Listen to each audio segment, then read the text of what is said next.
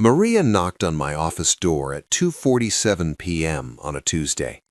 I was on a conference call, but something about her face made me mute immediately. She was holding a plastic grocery bag.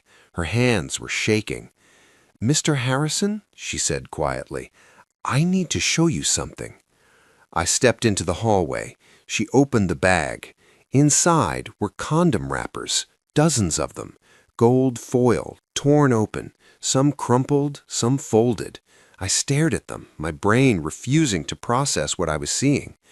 "I found them under the bed," Maria said. "Your wife's side, behind the dust ruffle. They were hidden." My mouth went dry. "How many?" I counted. 47. The hallway tilted. "My wife Lauren and I have been married for 9 years. We have 2 kids. And we haven't used condoms since 2014. I had a vasectomy 6 years ago." Maria's voice was gentle. "Mr. Harrison, there's something else." She reached into the bag and pulled out a receipt, crumpled, dated 3 weeks ago. "Hampton Inn, room 314, 2 nights. The same weekend Lauren said she was at a work conference in Cleveland." I looked at Maria. "Where did you find this?" "In the pocket of a jacket, in her closet. I was checking for dry cleaning." My hands were numb. My chest felt like someone had parked a truck on it. "I'm sorry," Maria whispered. "I didn't know if I should tell you, but you've been kind to me. You deserve to know." I stood there in my own hallway, holding a bag of evidence that my marriage was a lie. And the worst part? This was just the beginning. If you want to know what I did next and what I found when I started digging, hit subscribe, because those 47 wrappers led me to a truth that destroyed more than just my marriage. My name is Daniel Harrison. I'm 38 years old, and I live in a suburb outside of Minneapolis. I'm a software engineer. I work from home 3 days a week, commute to the office 2 days. My wife, Lauren, is a marketing director for a healthcare company. She travels occasionally, works long hours, makes good money. We have 2 kids, Emma, 7, and Noah, 5. On paper, we're the American dream. 4-bedroom house, 2 cars, a golden retriever named Biscuit. We host barbecues, we go to parent-teacher conferences, we argue about whose turn it is to take out the trash. Normal, boring, safe. Or so I thought. I hired Maria 6 months ago. Lauren and I were drowning. 2 full-time jobs, 2 kids, a house that was slowly falling apart under the weight of our chaos. Laundry piled up, dishes sat in the sink for days. The kids' bathroom looked like a crime scene. "We need help," Lauren said one night, standing in the kitchen surrounded by evidence of our failure to adult properly.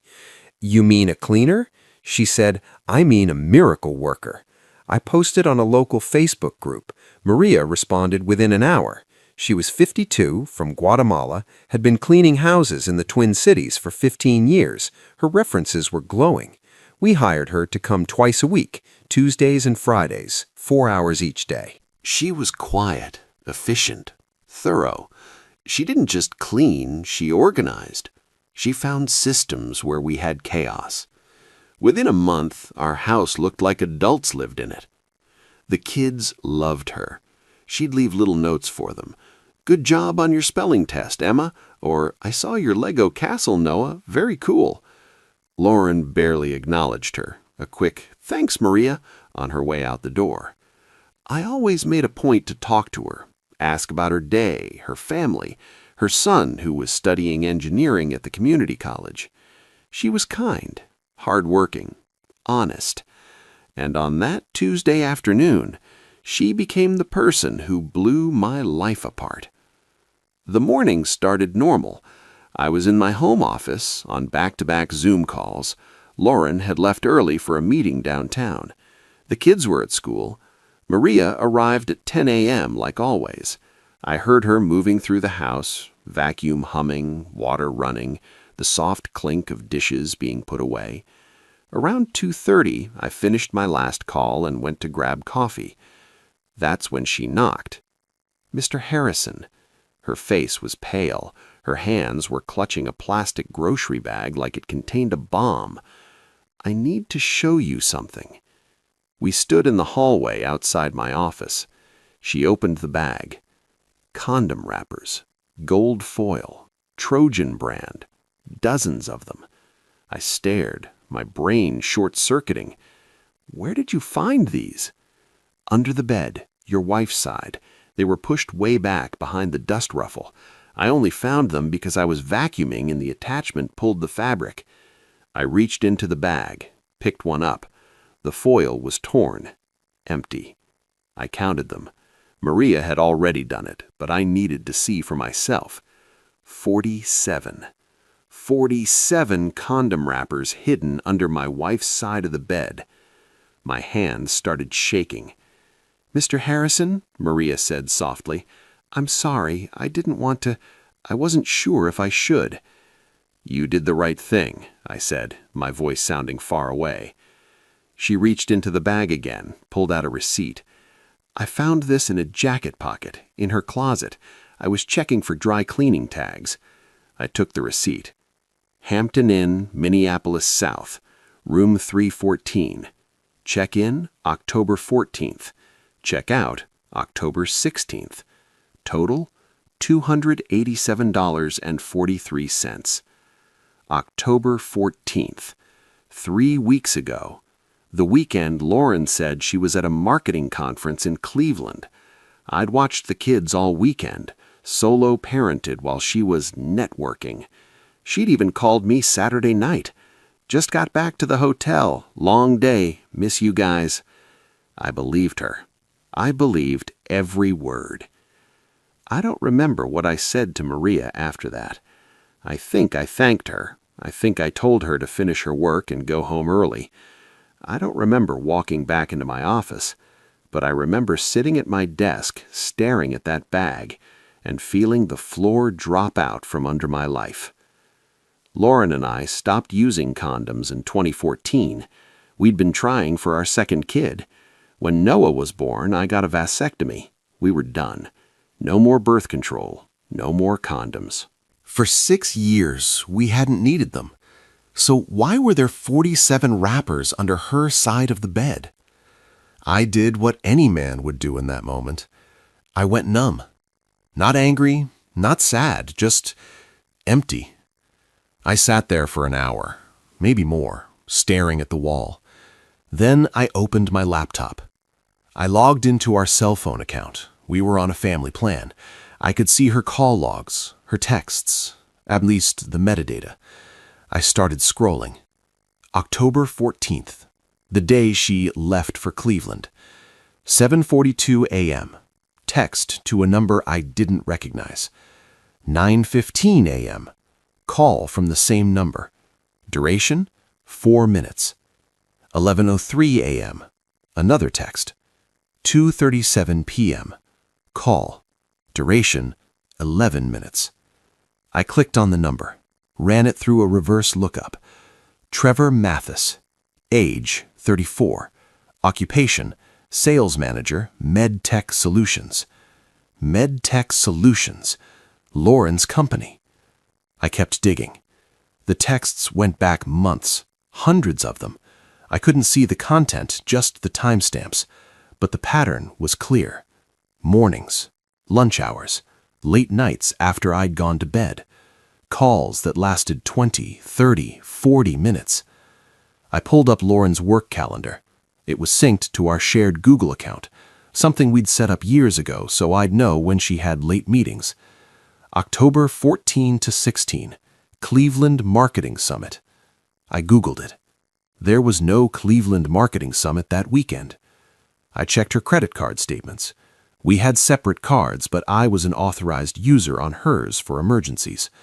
October 14, Hampton Inn, $287.43. October 14, dinner at a steakhouse, $156. October 15, brunch, $47. October 15, liquor store, $63. She'd spent the weekend at a hotel 20 minutes from our house with Trevor Mathis. while I made pancakes for our kids and told them Mommy would be home soon. I didn't confront her that night. She came home around 6:30, breezing through the door with her work bag and a smile. "Hey, how was your day?" "Fine. Yours?" "Exhausting. Back-to-back meetings. I'm starving." She kissed me on the cheek. Smelled like perfume I didn't recognize. We ate dinner. She asked Emma about school, laughed at Noah's story about a kid who brought a lizard for show and tell. She was normal. Like nothing was wrong. Like she hadn't spent the last 6 months sleeping with someone else. After the kids went to bed, she curled up on the couch with her laptop. "I've got some emails to catch up on," she said. I sat across from her, watching. Her phone buzzed. She glanced at it, smiled slightly, typed something back. Then she looked up at me. "You okay? You're quiet." "Just tired," I said. "Yeah, me too." She went back to her screen. I went back to planning. That night, after Lauren fell asleep, I went into the garage. I pulled out an old shoebox from a shelf in the back. Inside was something I'd bought 2 years ago and never used, a voice-activated recorder. I'd bought it for work, thought I might need it for meetings, never did. Now, I had a different use for it. I went back inside, waited until I heard Lauren's steady breathing. Then I slipped into our bedroom, crouched down, and placed the recorder under her nightstand, hidden behind a stack of books she never read. I turned it on. The tiny red light blinked once, then went dark. Voice activated, 30-hour battery life. I stood up, looked at my wife sleeping peacefully in our bed, and felt nothing. No love, no anger, just cold, clear focus. The next morning, Lauren left for work at 7:30. I waited until 8, then called my boss. "Hey, I need to take a personal day. Family stuff."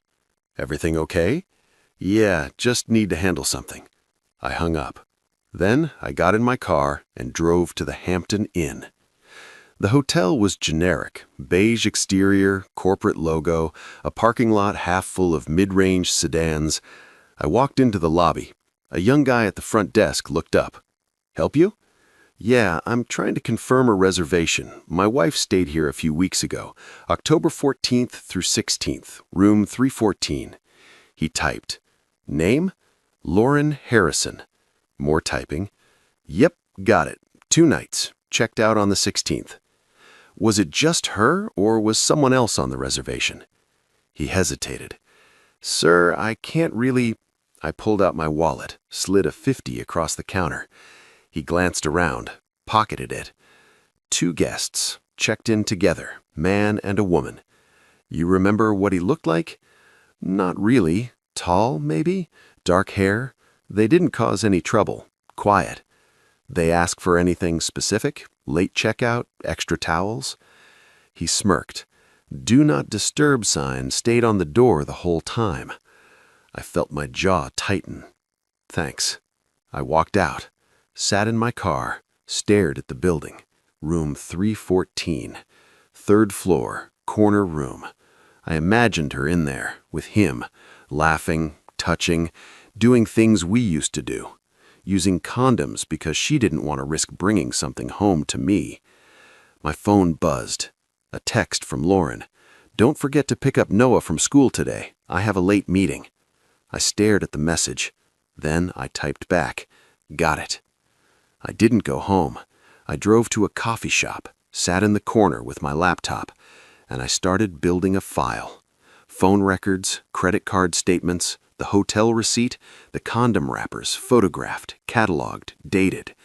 I created a spreadsheet. Every suspicious charge, every late-night text, every work trip that didn't add up.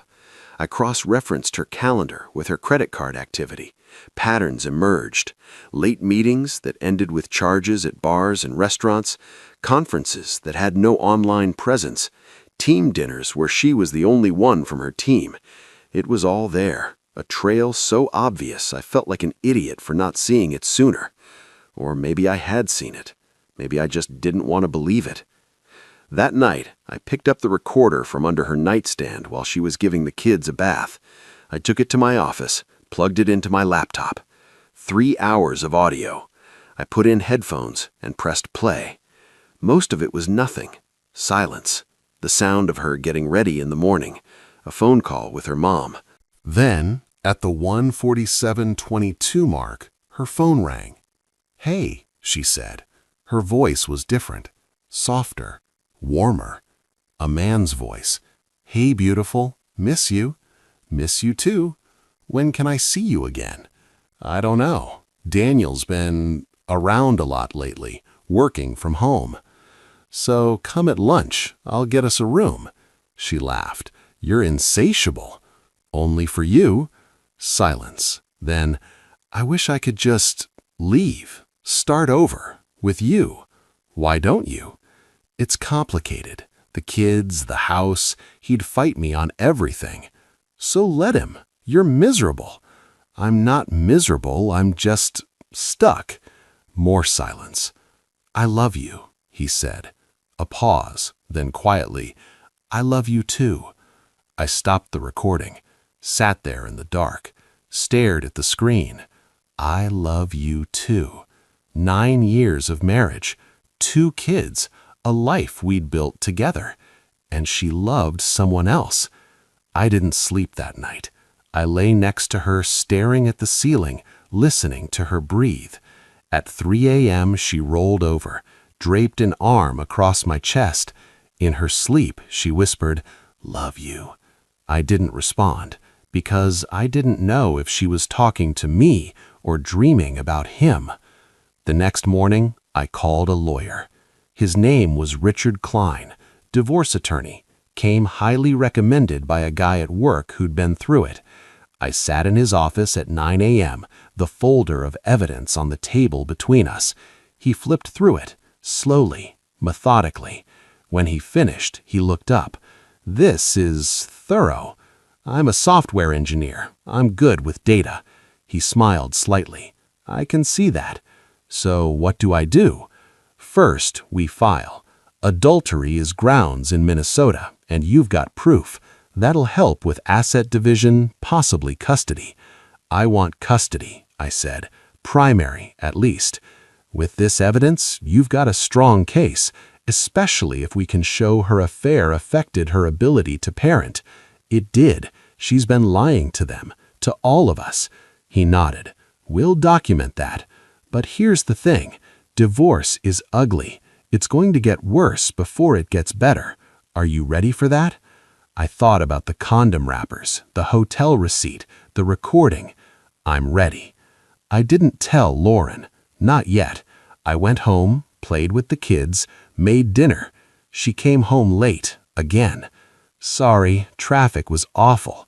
I checked her location on Find My Friends. She'd been at a bar 6 blocks from her office for 2 hours. "No problem," I said. "There's leftovers in the fridge." She kissed my cheek. "You're the best." I watched her walk upstairs, and I felt nothing. Richard filed the papers on a Friday. Lauren was served at her office on Monday morning. I wasn't there, but I heard about it later. She called me at 10:47 a.m. "What the fuck, Daniel?" "Hey, Lauren, you're divorcing me without even talking to me?" "We can talk now." "This is insane. Over what? Some rough patch?" "It's not a rough patch. It's an affair." Silence. "I don't know what you—" "Trevor Mathis, Hampton Inn, October 14th, 47 condom wrappers under your side of the bed." More silence. "Daniel?" "I have recordings, Lauren. I have receipts. I have phone records. I have everything." Her voice cracked. "You've been spying on me? You've been fucking someone else. It wasn't.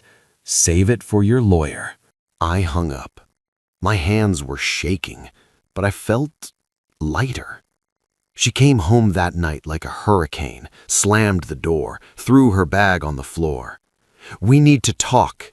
"No, we don't." "Daniel, please, let me explain." "There's nothing to explain. You cheated. I'm done." It was a mistake. For 6 months? She stopped. How long have you known? Long enough. Tears started. I'm sorry. I'm so sorry. It just happened. He made me feel... I don't care how he made you feel. We can fix this. Counseling, therapy, whatever you want. I looked at her, really looked at her. The woman I'd married, the mother of my children. A stranger. I don't want to fix it, I said. I want you out. She moved out 2 weeks later, into an apartment downtown, alone. Turns out Trevor wasn't interested in playing house. When she told him she was getting divorced, he panicked. I didn't think you'd actually leave, he said. He broke it off. She called me, crying. He left me. Good, I said, and hung up. The divorce took 4 months. I got primary custody. She got every other weekend. I got the house. She got her car and half the savings. I got to keep my dignity. She got to explain to our kids why Mommy doesn't live with us anymore. A year later, I'm sitting in my kitchen. The kids are asleep upstairs. Biscuit is snoring on the couch. Maria still comes twice a week. She doesn't mention that Tuesday afternoon. Neither do I. But sometimes when she's leaving, she'll squeeze my shoulder. You're doing good, Mr. Harrison. Thanks, Maria. I still think about those 47 rappers sometimes. Not with anger, not with sadness, just with clarity. Because they taught me something important. The truth doesn't care about your feelings. It doesn't wait for you to be ready. It just is. And once you see it, you can't unsee it. If this story hit home, comment, I see it. If you've ever found something you weren't supposed to find, if you've ever had your world flipped upside down by the truth, this one's for you. Hit subscribe for more stories about the moment everything changes, because sometimes the truth is hidden under the bed, and sometimes it takes a stranger to help you find it.